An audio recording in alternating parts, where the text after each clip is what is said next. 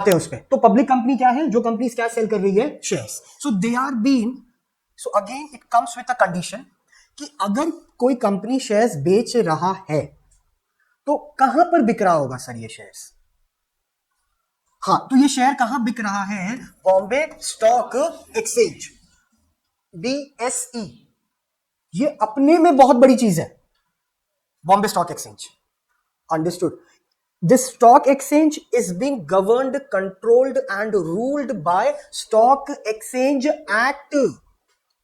तो ये जो बॉम्बे स्टॉक एक्सचेंज है ये इट्स अ स्टैट्यूटोरी कंपनी। स्टैट्यूटोरी मतलब वैसी कंपनी जो कानून से बनी है, उसको कोई सरकार नहीं गिरा सकता।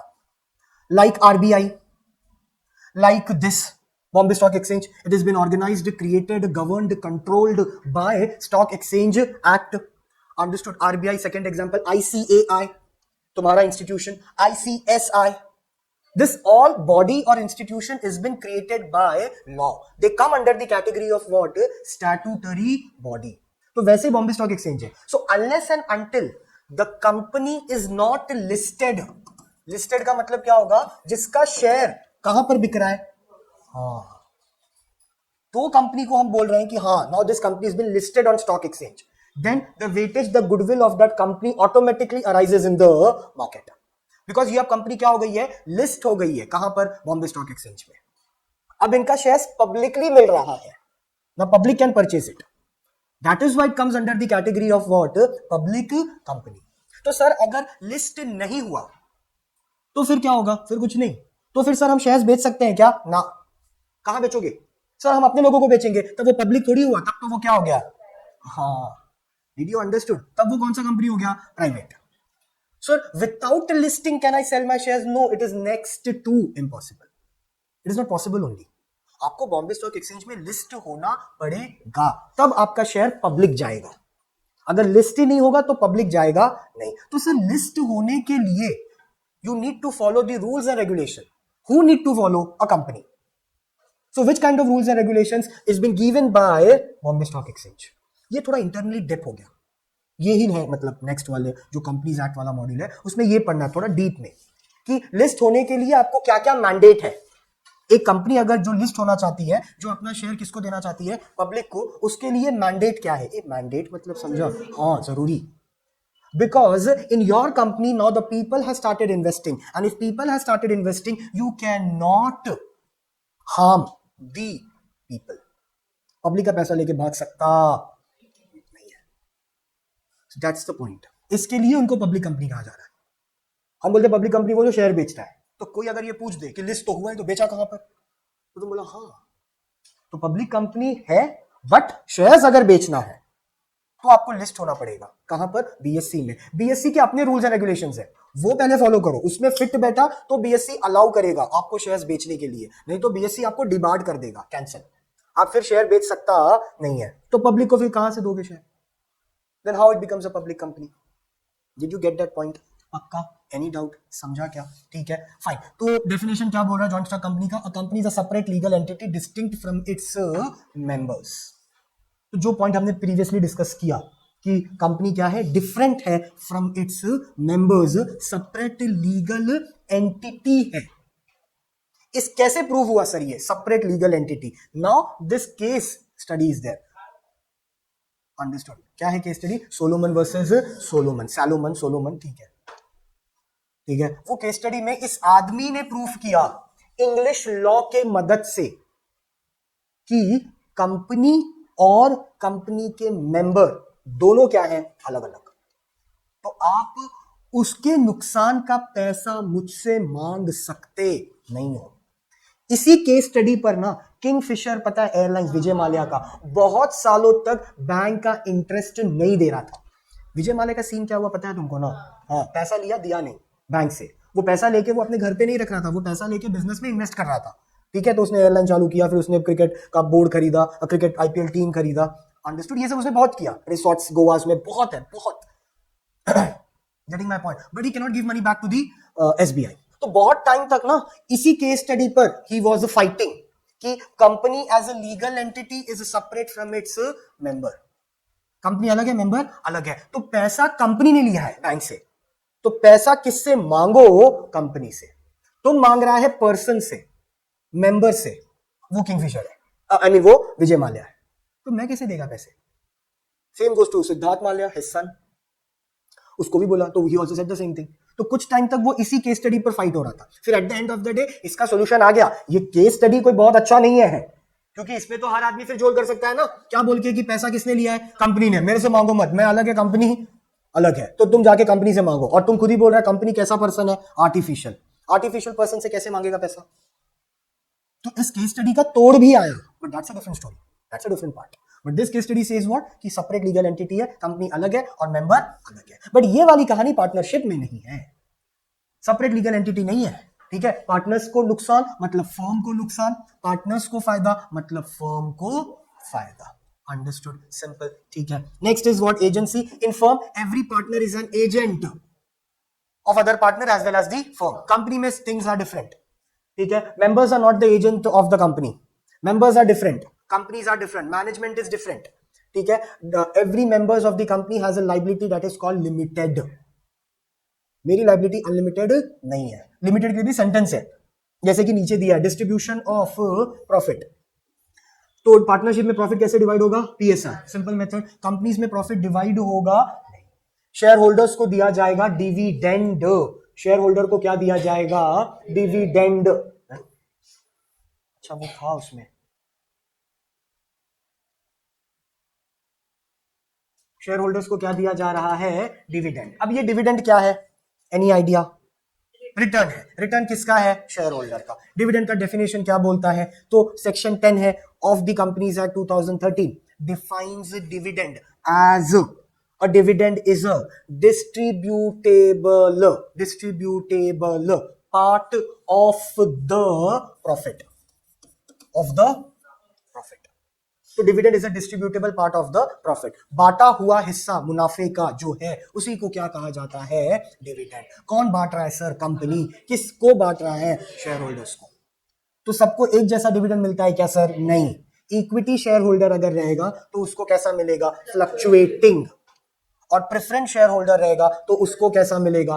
फिक्स्ड, ठीक है। डिविडेंड क्या तुम्हारा अधिकार है क्या? नहीं।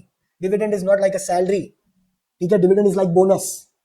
कंपनी को मन किया प्रॉफिट हुआ तो कंपनी डिस्ट्रीब्यूट करेगा, कंपनी को मन नहीं किया प्रॉफिट नहीं हुआ कंपनी डिस्ट्रीब्यूट करेगा। कंपनी को प्रॉफिट हुआ फिर भी डिस्ट्रीब्यूट नहीं करेगा, because I want to save that money for future expansion, that I will transfer to my reserves and surplus account. तो ऐसा भी है, हक नहीं है। पगार नहीं दोगे तो एम्प्लॉय कंपनी पर केस कर देगा if you have not given salary to your employees. But if the dividend is not been given to the share holders by the company, share holder can not sue on the company, they can not knock the door of the court, क्योंकि dividend तुम्हारा right नहीं है। हाँ, इस क्या नहीं, preference shares का भी अलग है। अंडरस्टूड? सो दे अलग टाइप है प्रेफरेंस शेयर का, उसमें उनको पैसा भी वापस मिलता है, रिडीमेबल प्रेफरेंस शेयर कहा जाता है। Okay next, so what we have is called extent of liability. Same thing है, पार्टनरशिप में लायबिलिटी क्या है? Unlimited, joint and several. Companies में जो लायबिलिटी है वो शेयर पे डिपेंड करता है। So the liability of share holder is limited. ये सेंटेंस याद रखना, कंपनीज एक्ट में काम आएगा। So the liability of the share holder is limited to the extent of the unpaid amount of shares. This is the most important sentence about liability of the member in the company. So the liability of the shareholder is limited to the extent of unpaid amount of shares. Unpaid, जो paid किया है वो बात नहीं है, unpaid amount of shares पे जितना बनता है उतना आप दोगे। जैसे कि अलॉटमेंट ऑफ शेयर्स क्या है पता है क्या? क्या होता है? शेयर अलॉट किया जाता है। What is the process for allotment of shares? ये तुम इसलिए बोल रहे हो क्योंकि अकाउंट्स में पढ़ा ना, इशू ऑफ शेयर्स में। हाँ मुझे मालूम था। तो क्या है अलॉटमेंट ऑफ शेयर्स में? एप्लीकेशन मनी है, उसके बाद जितना हमने एप्लीकेशन किया है जरूरी नहीं है जितना हमने किया जितने ही शेयर्स मिलेंगे। अगर कम मिले तो अलॉटमेंट, तो कम मिलेंगे तो क्या होगा? Under subscription. और ज्यादा मिल गया तो एप्लीकेशन मनी कंपनी ने पे किया, उसके बाद विच मनी कंपनी पेज? सबसे पहले एप्लीकेशन मनी कंपनी पे करेगा क्या? हाँ, तो application money will be paid by share holder. फिर एप्लीकेशन मनी के बाद शेयर होल्डर क्या पे कर रहा है? Allotment money. So just imagine example of एक शेयर का कीमत 10 रुपीज है, तो एज एन कैंडिडेट तो मैंने क्या किया, मैंने सबसे पहले एप्लीकेशन मनी पे किया 2 रुपया, ठीक है, उस 10 रुपए में से 2 रुपया गया, अब कितना बचा? 8 रुपया। फिर मैंने पे किया अलॉटमेंट मनी, फिर मैंने वापस कितना दे दिया? 2 रुपया। सो 2 2 4, रिमेनिंग 6, अनपेड 6। फिर आया first call, again you paid 2 rupees, तो 2 2 2 8, सॉरी 6, अभी कितना बच गया? 4, unpaid. Then second call, third doesn't appear in the practicality of the companies na. The first call itself means it's a final call, understood? वो second third तुमको समझाने के लिए होता है, but first is only what? Final। तो आपने जितना पेड कर दिया वो पेड कैपिटल हो गया, जितना आपने पेड नहीं किया, तो 4 रुपीज आपने पेड नहीं किया, तो 4 रुपीज आपका क्या हो गया? Unpaid capital. अब जब कंपनी को पैसे की जरूरत पड़ेगी ना, तो कंपनी भले सबसे कितना भी पैसा मांगे, तुमसे सिर्फ कितना मांगेगा? 4 रुपया। Because your liability towards the company is just only of unpaid amount of shares, simple as that. Clear? इसके लिए लाइबिलिटी क्या है? लिमिटेड। प्रॉपर्टी का भी सेम चीज है, जॉइंट एस्टेट है, पार्टनरशिप की प्रॉपर्टी पार्टनर्स की है, सेम एज दैट। कंपनी में कहानी वो नहीं है, asset is totally different. Companies asset is companies and members share holders assets of members. Transfer of shares होगा, पार्टनरशिप में ट्रांसफर ऑफ शेयर होता ही नहीं है, without the consent of partner can not be happen. अगर मैं किसी और को पार्टनर बना रहा हूं अपने फर्म का, और मेरे पार्टनरशिप फर्म में ऑलरेडी 4 लोग हैं, तो वो 4 लोगों का हाँ होना चाहिए, तभी 5वां मेरे फर्म का क्या बनेगा? पार्टनर्स। ठीक है, क्या बनेगा? पार्टनर्स, नहीं तो नहीं। If the consent is not there, not an issue, simple as that. Do you get the point? But this condition does not apply to companies, क्योंकि कंपनी में शेयर्स क्या होता है? Easily transferable from one person to another. लेकिन वही share transfer होगा जो listed है, जो लिस्टेड नहीं है वो नहीं होगा स्टॉक एक्सचेंज के हिसाब से। ठीक है, अंडरस्टूड? ऊपर क्या लिखा था? हाँ, ये ट्रांसफर करने का चीज कहां पर मेंशन किया है? AOA में, that is what? Articles of association. Simple, ठीक है। मैनेजमेंट भी डिफरेंस है, पार्टनर्स है वहां पर जो सब कर रहे हैं, एक्टिव पार्टनर है, स्लीपिंग पार्टनर है, नॉमिनल पार्टनर है, डोरमेंट पार्टनर है, माइनर पार्टनर है, पार्टनर्स ओनली फॉर प्रॉफिट है, ये सब चीज है। कंपनीज में मैनेजमेंट है, मेंबर्स है, डायरेक्टर्स है, एम्प्लॉइज है, अंडरस्टूड? तो वहां पर सबके रोल, सबके रिस्पॉन्सिबिलिटी क्या है? अलग। और यहां पर सब साथ में, बिकॉज पार्टनरशिप है। ठीक है, कंपनीज में मैनेजमेंट कैसा है? अलग अलग। मैनेजमेंट अलग है, कंपनी अलग है, वही ऊपर वाली पॉइंट है, सेपरेट लीगल एग्जिस्टेंस। ठीक है, अंडरस्टूड? सी, जैसे वहां पर मेंशन किया है, members however enjoy the right of attending general meeting and voting where they can decide certain question such as elections of directors, appointment of auditors. Director कौन है? हाँ, thank you, board of directors. ठीक है, board of directors. Then who is board of directors?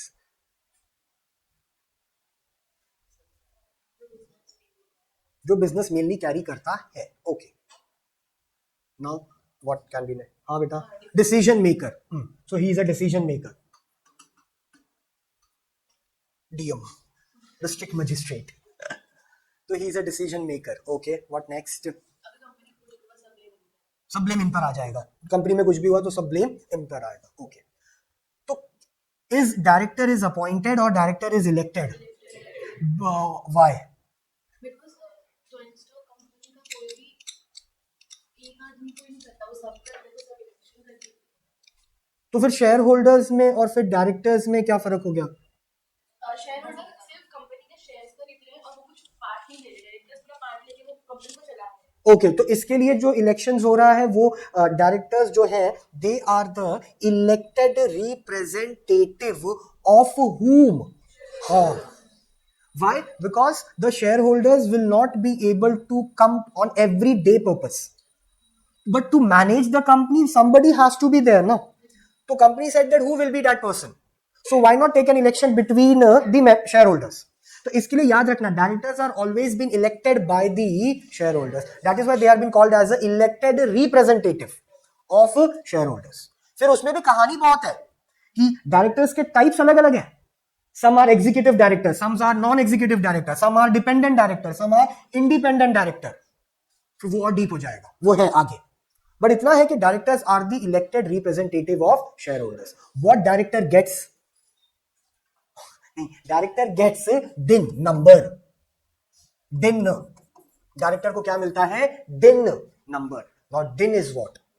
Any idea, any clue? Okay, तो directors identification number. ठीक है, ये कौन देता है सर? ये दे रहा है ROC. किसको दे रहा है सर ये? हाँ, डायरेक्टर्स को, ऑब्वियसली, क्योंकि फुल फॉर्म में क्या लिखा है? Directors identification number. What is this number? Is the number is been given by ROC to identify the directors of the company. This DIN number is like, now listen very carefully, this DIN number is like Aadhaar card number. It will never ever ever ever ever get changed. The number will not get changed.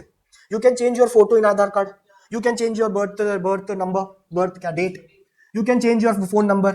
You can change your address. But can you change your that number? No. It will never ever get changed.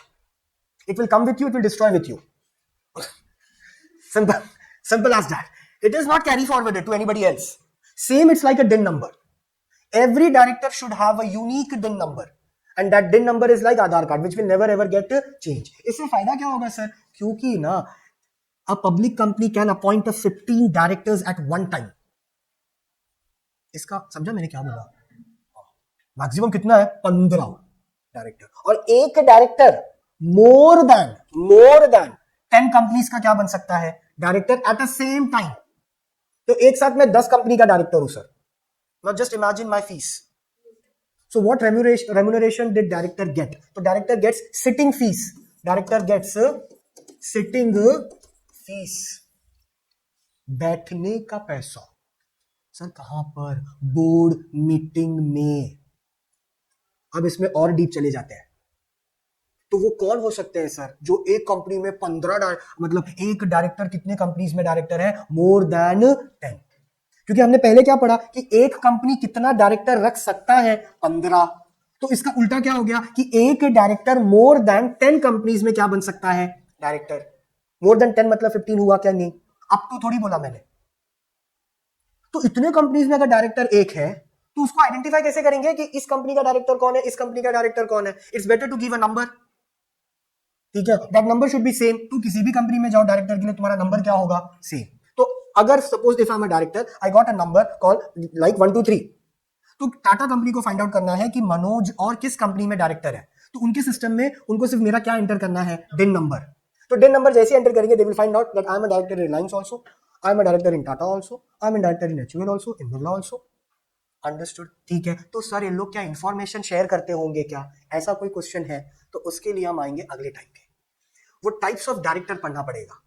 ये सुन के अच्छा लग गया, 15 company में एक साथ, मतलब पैसा ही पैसा है ना? बट वो अलग सीन है. वो डायरेक्टर का अलग टाइप है जो ऐसा 15 जगह पर मुंह मार रहा है. अंडरस्टूड? वो अलग टाइप है, उसके टाइप्स अलग है. इसके लिए उसको फीस भी देख क्या है, अलग है. You to get that part. Okay, तो डायरेक्टर्स है जो काम कर रहे हैं. जनरल मीटिंग्स में शेयर होल्डर्स आएंगे in the general meeting. Okay, registration partnership का क्या है? नॉट मैंडेटरी, बट कंपनी का registration is mandatory under the companies Act 2000. Sorry, winding up के टाइम पर देख लो क्या है, रिजॉल्व होता है पार्टनरशिप. ठीक है, and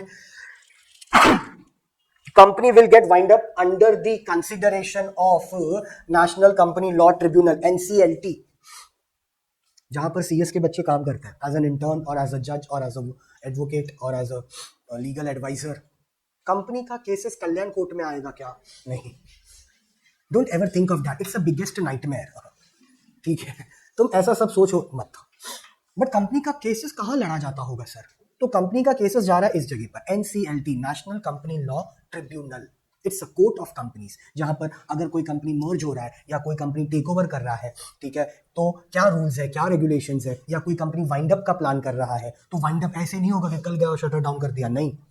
if Tata wants to wind up तो कम से कम 1 साल से पहले से प्रोसेस चालू हो जाएगा, winding up of the company. तो कहां पर होगा? NCLT, जहां पर ये सब, it's an institution, it's in Bombay only, in BKC पता है ना? हाँ, क्या है? हाँ, तो कभी जा रहे हो अगर तो उधर पे तुमको दिख जाएगा। Understood? National company law tribunal, number of members again it's very simple, उसमें 50 है और मिनिमम मैक्सिमम 50 है, मिनिमम कितना है 2। और यहाँ पर पब्लिक कंपनी में कितना है, मिनिमम 7 और मैक्सिमम अनलिमिटेड है, और प्राइवेट कंपनी में मिनिमम 2 है और मैक्सिमम कितना है 200। ठीक है, fine. Next is what, duration of existence. Partnership dissolve हो सकता है अगर हमने ये मेंशन न किया हो कि डेथ के बाद भी हमारा पार्टनरशिप फर्म चलेगा। अगर हमने एग्रीमेंट में मेंशन नहीं किया है तो डेथ के बाद पार्टनरशिप क्या हो जाएगा, डिसॉल्व।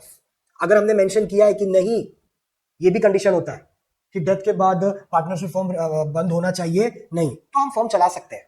रिटायरमेंट के बाद हमारा फर्म चलेगा, मैं रिटायर हो गया ना, बाकी पार्टनर्स तो है, चलाओ, तो वो चलेगा। लेकिन अगर नहीं मेंशन किया गया है क्लॉज में, डीड में, तो आपका फर्म क्या हो जाता है, डिसॉल्व।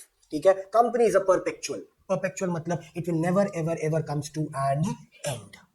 अंडरस्टूड? रेजोल्यूशन होता नहीं है, कोई आए कोई जाए, company will run the show. Simple. चलो भाग जाओ। अब जो नेक्स्ट डिस्टिंग्विश बिटवीन है वो तुम खुद से ही कर लेना।